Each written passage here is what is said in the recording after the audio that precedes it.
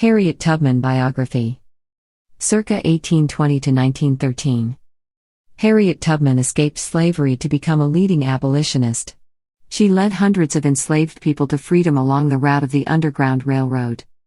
Who was Harriet Tubman? Born into slavery in Maryland, Harriet Tubman escaped to freedom in the North in 1849 to become the most famous conductor on the Underground Railroad. Tubman risked her life to lead hundreds of family members and other slaves from the plantation system to freedom on this elaborate secret network of safe houses. A leading abolitionist before the American Civil War, Tubman also helped the Union Army during the war, working as a spy among other roles. After the Civil War ended, Tubman dedicated her life to helping impoverished former slaves and the elderly. In honor of her life and by popular demand, in 2016, the U.S. Treasury Department announced that Tubman will replace Andrew Jackson on the center of a new $20 bill. Early life and family. Tubman's date of birth is unknown, although it probably occurred between 1820 and 1825. She was one of 9 children born between 1808 and 1832 to enslaved parents in Dorchester County, Maryland. Her mother, Harriet Rick Green, was owned by Mary Pattison Brodess. Her father, Ben Ross, who was owned by Anthony Thompson and Brodess eventually married.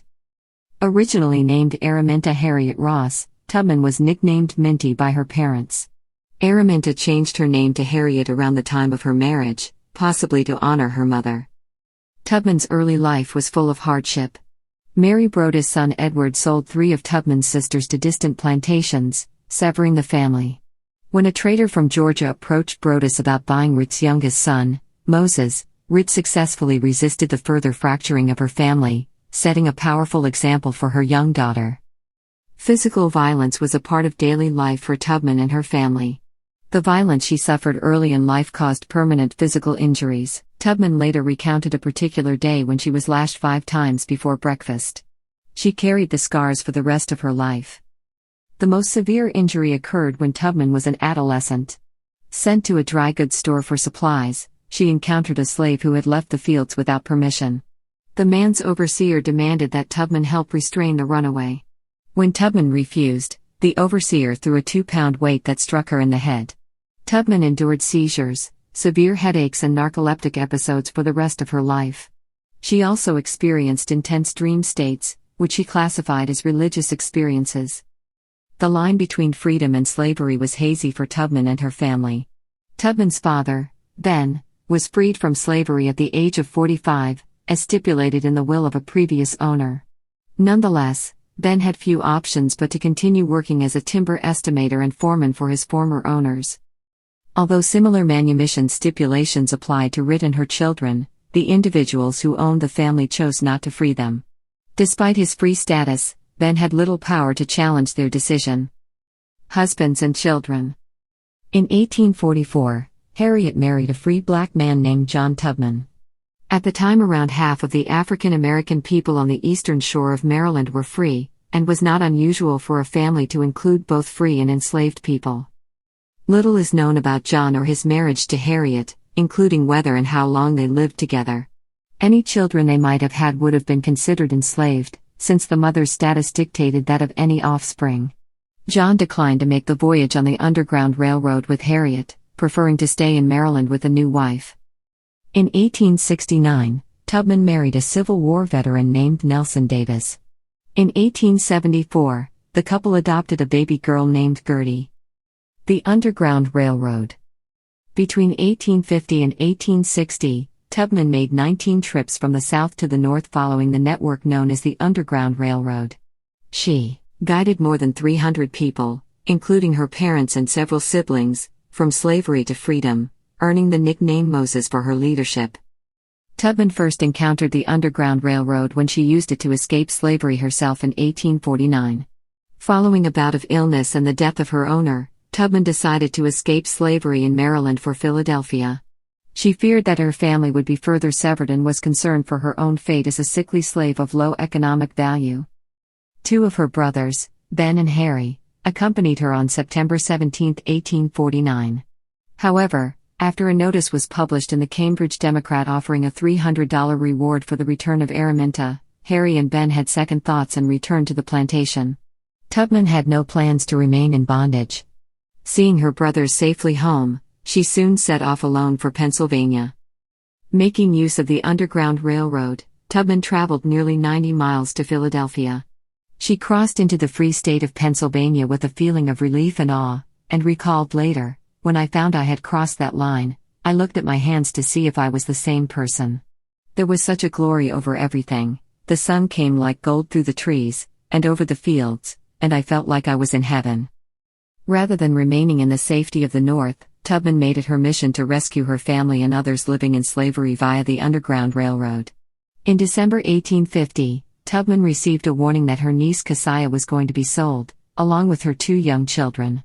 Keziah's husband, a free black man named John Bowley, made the winning bid for his wife at an auction in Baltimore. Tubman then helped the entire family make the journey to Philadelphia. This was the first of many trips by Tubman. The dynamics of escaping slavery changed in 1850, with the passage of the Fugitive Slave Law.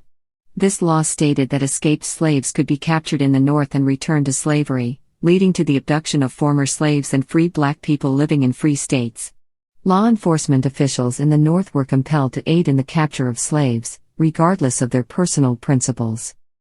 In response to the law, Tubman rerouted the Underground Railroad to Canada, which prohibited slavery categorically. In December 1851, Tubman guided a group of 11 fugitives northward. There is evidence to suggest that the party stopped at the home of abolitionist and former slave Frederick Douglass.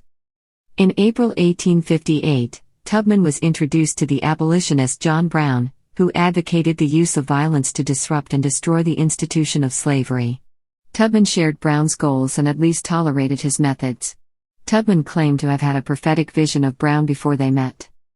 When Brown began recruiting supporters for an attack on slaveholders at Harper's Ferry, he turned to General Tubman for help. After Brown's subsequent execution, Tubman praised him as a martyr. Tubman remained active during the Civil War. Working for the Union Army as a cook and nurse, Tubman quickly became an armed scout and spy. The first woman to lead an armed expedition in the war, she guided the Combahee River Raid, which liberated more than 700 slaves in South Carolina. Later life. In early 1859, abolitionist Senator William H. Seward sold Tubman a small piece of land on the outskirts of Auburn, New York. The land in Auburn became a haven for Tubman's family and friends. Tubman spent the years following the war on this property, tending to her family and others who had taken up residence there. Despite Tubman's fame and reputation, she was never financially secure. Tubman's friends and supporters were able to raise some funds to support her. One admirer, Sarah H. Bradford, wrote a biography entitled Scenes in the Life of Harriet Tubman, with the proceeds going to Tubman and her family. Tubman continued to give freely in spite of her economic woes. In 1903, she donated a parcel of her land to the African Methodist Episcopal Zion Church in Auburn. The Harriet Tubman Home for the Aged opened on this site in 1908. Death. Tubman died of pneumonia on March 10, 1913, surrounded by friends and family, at around the age of 93. As Tubman aged, the head injuries sustained early in her life became more painful and disruptive. She underwent brain surgery at Boston's Massachusetts General Hospital to alleviate the pains and buzzing she experienced regularly. Tubman was eventually admitted into the rest home named in her honor. She was buried with military honors at Fort Hill Cemetery in Auburn. Legacy. Widely known and well respected while she was alive, Tubman became an American icon in the years after she died. A survey at the end of the 20th century named her as one of the most famous civilians in American history before the Civil War, third only to Betsy Ross and Paul Revere. She continues to inspire generations of Americans struggling for civil rights. When Tubman died, the city of Auburn commemorated her life with a plaque on the courthouse. Tubman was celebrated in many other ways throughout the nation in the 20th century. Dozens of schools were named in her honor, and both the Harriet Tubman Home in Auburn and the Harriet Tubman Museum in Cambridge serve as monuments to her life. A 1978 movie, A Woman Called Moses, commemorated her life and career, and the 2019 film Harriet chronicled Tubman's service as a conductor for the Underground Railroad. Tubman on the new $20 bill. In April 2016, the U.S. Treasury Department announced that Tubman would replace Jackson on the center of a new $20 bill. The announcement came after the Treasury Department received a groundswell of public comments, following Women on 20's campaign calling for a notable American woman to appear on U.S. currency. The decision was celebrated, as Tubman devoted her life to racial equality and fought for women's rights.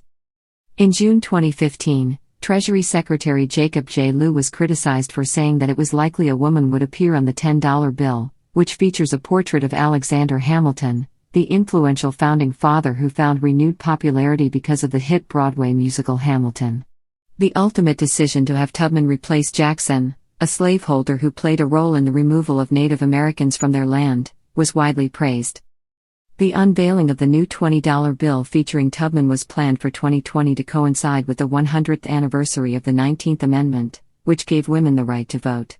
However, in May 2019, Treasury Secretary Steven Mnuchin announced that no new designs will be unveiled until 2026 at the earliest due to what he called counterfeiting issues. In June, the Treasury Department's Inspector General said that it would look into why the launch had been delayed.